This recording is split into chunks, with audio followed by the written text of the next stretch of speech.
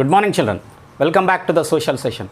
Children, we are learning about the emergence of new kingdoms and the republics in the world. As part of that, we have seen the human settlements like Janas. The small settlements are called as Janapadas, whereas the large settlements or the large towns and cities are called as Mahajanapadas. That is nothing but the group of Janapadas are called as Mahajanapadas. And we have seen what kind of trade usually take place in this Mahajanapadas, where the people from different professions got settled in these places and they started selling the articrafts what they have prepared. Artisans in the sense, a potter is an artisan, a weaver is an artisan, a goldsmith is an artisan, so a sculptor is an artisan. Different kinds of professions were taken up, and the exchange of the goods for goods we have seen in this region. And today we shall learn about the king, the army and the taxes, how they usually collected the taxes we will learn today. So most of the Mahajanapadas were ruled by the kings, and these kings had an army of their own to ensure that people followed their orders and no other king attacked their kingdom. So they had a group of followers, their army, so who used to protect this king from the attacking of other kings. So the army used to live in the capital cities, and they tried to build a strong forts of wood and stone and brick, as we have seen our Varangal fort, how strong with mud and stone they have built. So such kind of forts were built by these kings, and all this required a lot of money. Without money they can't do all these things, so they required lot of money. The soldiers and their families had to be provided for, and the brickmakers who made lakhs of bricks has to be paid for, and thousands of men and women who work to construct these public buildings had to be paid wages. So for all these things what they need money. To the construction of the fort they require money, to maintain the soldiers they require money, to provide the wages for the workers they required money. So this money is an important ingredient. From where do they get this money? As you have seen, the Gond Patla has to defend the villagers from outsider. At the same time, at such times, all the villagers would came together and fight on behalf of the village. So we also saw that he met the expenses of entertaining guests and holding festivals from the extra income he got from one day labor of these villagers, because these villagers were made to work freely for one day, and with that extra income he used to get money. So that extra income he used to spend on the guests and the other entertaining activities in the village. He used to spend money, but such income was far too little. Too little for a tribal headman to become rich or powerful. But the ordinary people of the tribe would only support the headman or obey his commands, because he has that authority, and that authority is derived from the Panch. Panch is nothing but the entire group of adult men in the village constitute the Panch, and the Panch will act more effectively in electing the Patla.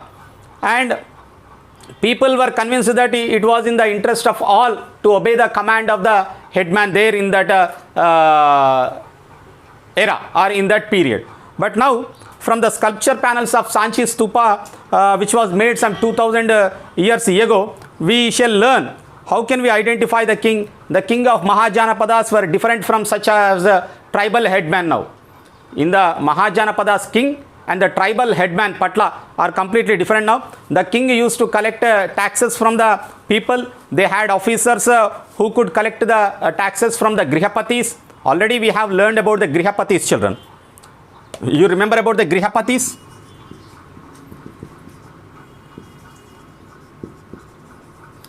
These are the people who are considered as the landlords, the village head. So they own a large piece of land, and they generally act as a headman who collect the taxes on the behalf of the king. And from Grihapatis, the king collects taxes.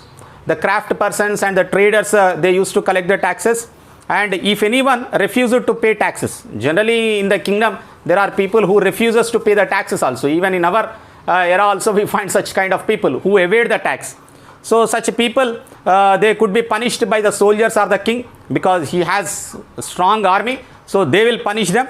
These officers and army were employees of the king. They were the employees of the king, and therefore they would bound to the and follow the orders of the king, because they were employed and they were paid wages by the king. So they used to obey the orders of the king and ensure that their commands were implemented by the common people, and they obey the commands of the king by the common people. They ensure that these commands are followed by them. That is the duty of the soldiers of the Mahajanapada.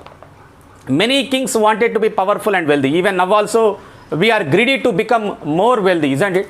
Even those days also the kings wanted to become more powerful, more wealthy, and a large kingdom they wanted to establish. They could do this in two ways.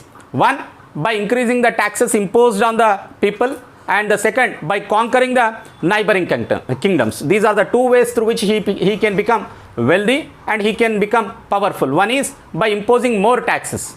The second one is by attacking or by conquering the neighboring kingdom.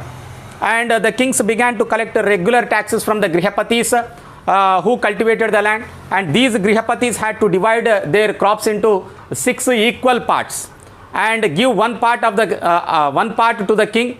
Okay, one bhaga, one share they divide. If let us imagine they get some 60 kgs of paddy, then immediately they have to divide it into 6 parts. So 6 equal parts, that means 10 kgs.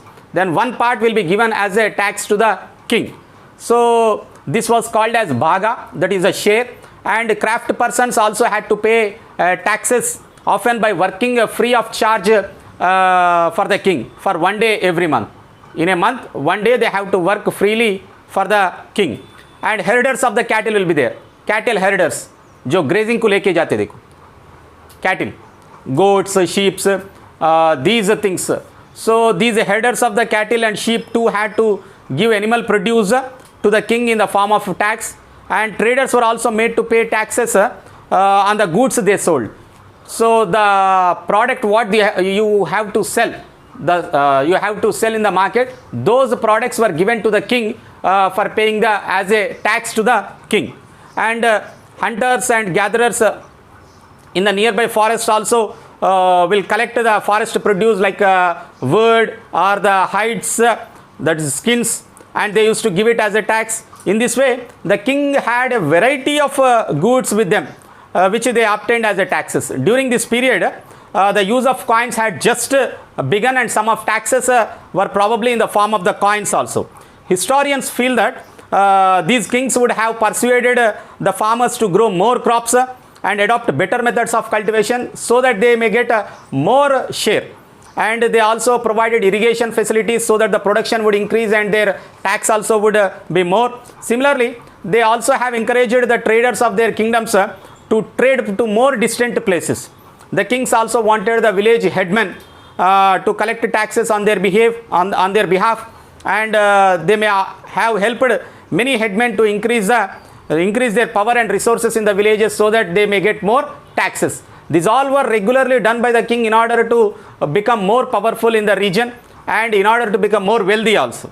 The king was also constantly waging wars against each other in order to conquer the neighboring kingdoms so that they could bring new territories under their control. There were probably fought by paid armies, but they also harmed ordinary people by destroying crops and by burning villages and looting them. They also used to do whenever there was a war. Often people of these defeated kings used to work as slaves, and they were sold off to Grihapatis, traders and officials on some cost, and they used to work as a slave under them. So this is how the Mahajanapadas, kings, Grihapatis, traders used to pay the taxes and collect the taxes by the king. Tomorrow we shall see about a powerful kingdom, children, that is the Magadha kingdom, which is one of the earliest kingdoms of India. Thank you, children.